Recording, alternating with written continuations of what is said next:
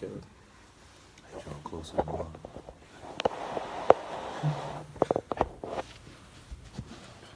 Like, man, keep. Action killer.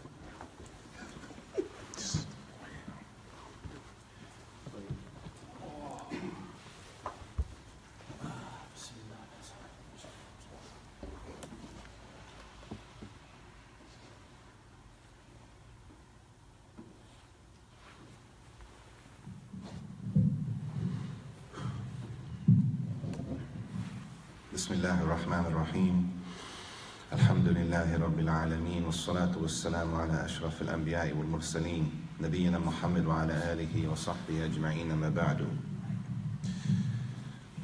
عن أبي مسعود رضي الله عنه قال رسول الله صلى الله عليه وسلم من دل على خير فله مثل أجر فاعله أخرجه المسلم. The hadith from Buloog Al-Maram, Kitab Al-Jami' that the Messenger ﷺ said, whoever points a person or directs a person to some form of goodness, to some khair, then you will get the reward of the person who does that goodness. And he'll give examples. To guide somebody to something beneficial, that you get the reward, the same reward as the person who actually carried out the action. So in the explanation of this hadith is to give it a little more clarity. This type of working together, هذا من أنواع البر الدلالة على خير. This is from working together upon righteousness. As we say, التعاون على البر والتقوى, to work together upon goodness and righteousness. To point someone and direct someone to some type of goodness, some type of khayr, something that will benefit them in their life, is a form of working together upon righteousness. And now, the example, فَإِذَا رَأَيْتَ السَّبِيلٍ فِيهَا خَيْرٍ فَدَلَلْتَ أَخَاكَ عَلَى ذَلِكَ الْخَيْرِ لِيَفْعَلَهُ فَإِنَّكَ تَكُونْ كَفَاعِلِهِ. To make it simple, if you saw something that was beneficial for a person to do, and you tell your brother or your sister about that thing, then you will get the reward. It is as if you, for guiding them and telling them about it, it is if you carried out that action. So therefore, لَكَ مِنَ الْأَجْرِ مِثْلِ أَجْرِ فَاعِلِ الْخَيْرِ. So you get the reward like the one who actually did the action. And he's going to give a specific example. And this, as he says, Hafidhullah, this is from working together upon bir, as Allah commands us in the Quran, وَتَعَاوَنُوا عَلَى الْبِرِّ وَالتَّقْوَى. Work together and work together upon righteousness and piety. This is from al-bir, that you guide somebody to something that is of benefit in their lives. So now, it gets a little more specific. فَإِذَا رَأَيْتَ مُحْتَاجًا وَأَخْبَرْتَ بِحَالٍ مَنْ عِنْدَهُ مَالٍ لِيُسَاعِدَهُ فَهَذِهِ دَلَالَةٌ عَلَى الْخَيْرِ. If you saw somebody that was in need of something, so you told somebody else that you know could help that person that was in need, right? A person is in need, whatever the case may be. Money, maybe their health is bad, whatever the case may be. And you knew a person that could help them. So you went to tell the third party, listen, I know a brother, I know a sister, they need this. I know you have this laying around extra. If you're looking to get, maybe you can help them out. He says, فَهَذِهِ دَلَالَةٌ عَلَى الْخَيْرِ. And this is the person falls under the hadith of the Prophet ﷺ, that you directing them to that person that is in need, it is as if that you gave them what they needed. You would get the same reward as the person who helped them out. فَإِذَا عَانَهُ فَإِنَّ لَكَ مِنَ الْأَجْرِ مِثْلَ أَجْرِ مَنْ أَعَانَهُ. And that's the important portion of the hadith. The fact that you tell the person and you guide them specifically and give them a direction of who's in need and you help them, this in itself, and this shows the beauty of Al-Islam, this in itself, a person will get the reward just for guiding them. Even if You weren't able to carry it out yourself. So if a person's in need of money, I don't have the money, but I know a person who does have the money. So I don't just sit on it and don't say anything. I go to the person and I tell them, listen, this is the situation. It's a family of this, they need this. If you're able to help out, here's the number, or I can put you in contact with them. The fact that you do that in itself, the Prophet ﷺ said, you will get the reward, the same reward as the person who actually gave them the money, or the person who gave them the food. And this is a ni'mah, this is a blessing and a mercy from Allah Jalla wa Ala, that Islam is simple like this, and that the reward can be attained with that type of simplicity.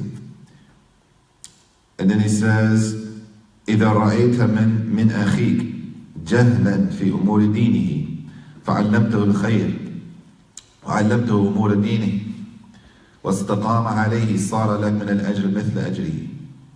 And if you saw that, like we see a lot, your brother or your sister, your Muslim brother or sister, and they're ignorant. They don't know something about the religion. They don't know how to make wudu, which may sound crazy, but some people, they don't know how to make wudu properly.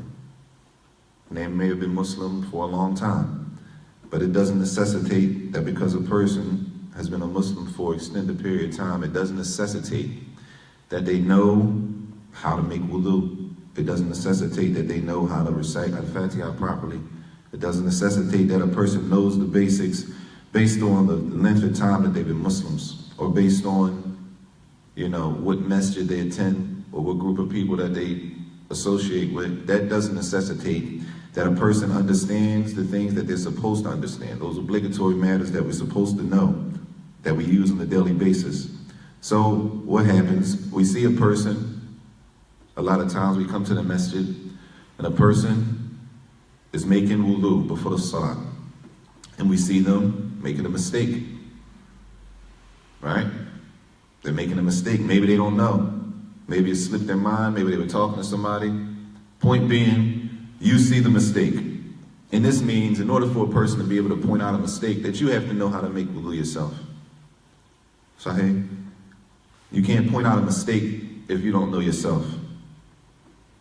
So he says, if you saw that somebody doesn't know something regarding their religion, so you taught them. You didn't scream at them. You taught them. You took the role of a teacher and you taught them, which means that you used wisdom, hikmah, when teaching them. You approached them in a way that will make them accept what you're saying. You had some gentleness with it. You act as if you really cared if they got it or not. You didn't scream at them and, use the type of terms we use.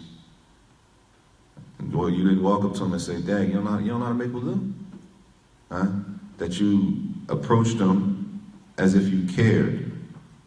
So you taught them the khayr, you taught them something from their religion, and after you teach them that, وَاسْتَقَامَ عَلَيْهَا. And from that point on, they used it.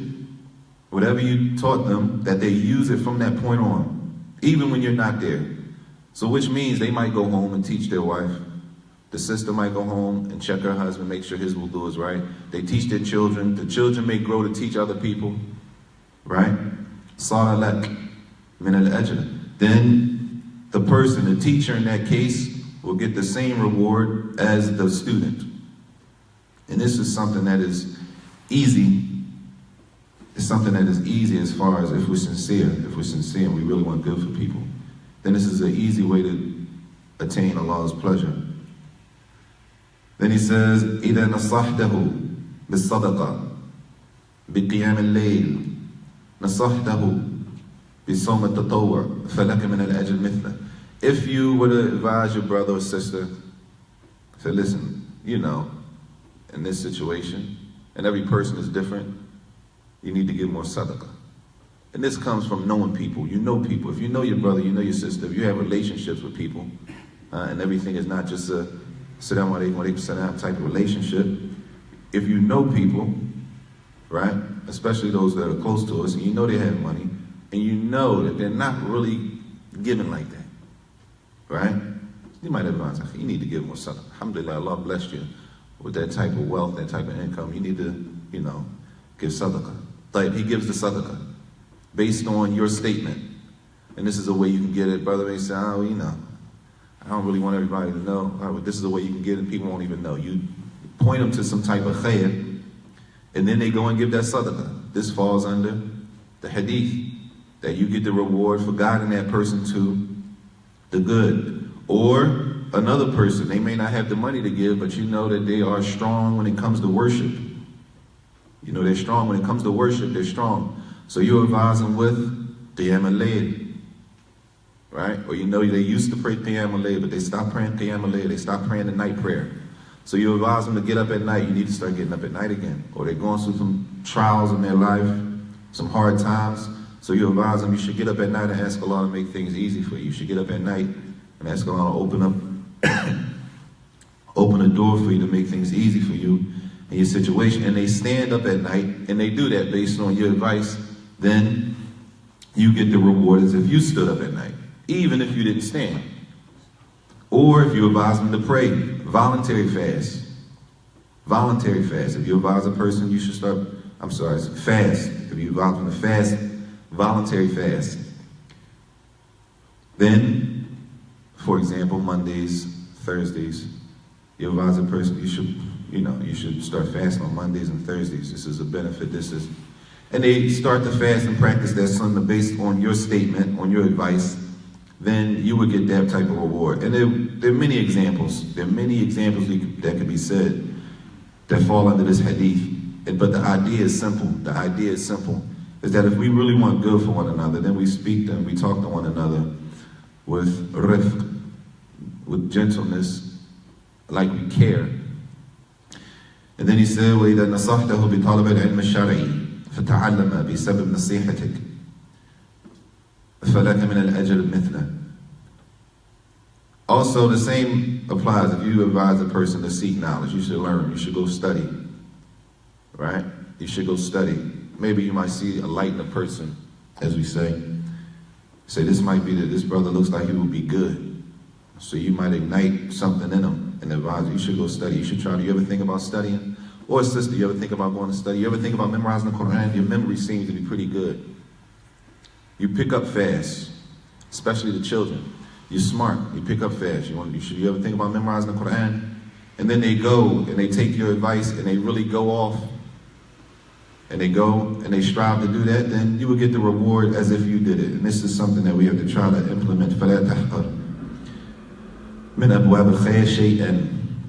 So we shouldn't degrade or downplay any type of good, even if it's small. As the Prophet ﷺ said that the best deed is the deed that is continuous, even if it's small. Even if it's small, that the best deed is the deed that is continuous, even if it's small. So he said that we shouldn't downgrade or downplay any type of khair, any type of good, that we advise one another to do khair, which would aid us in this life or in the next. And hopefully, inshallah ta'ala, if we're sincere giving each other advice, that Allah Jalla wa Ala will increase us all. And we'll stop there. Wa sallallahu wa sallam wa barak ala nabiyyina Muhammad wa ala alihi wa sahbihi wa sallam.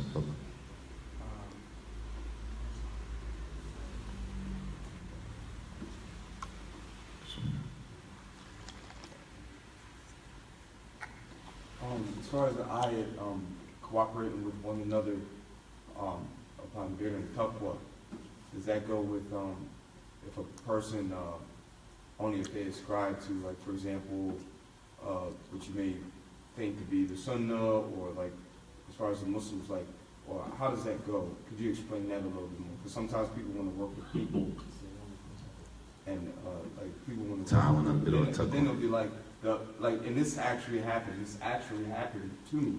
Someone said, "Is the brother Salafi?" And I said, "The brother's Muslim, and he wants to do something good. He wants to do something to help the people in the community in this particular thing that the community needs and the neighborhood needs." So, what is this? Ta'awun al-birr wa taqwa. Yeah. I mean, the ayat. Number one, that's the importance of tafsir. Tafsir the ayat. And that's easy. If you go to the tafsir the ayat, see if any of the Salaf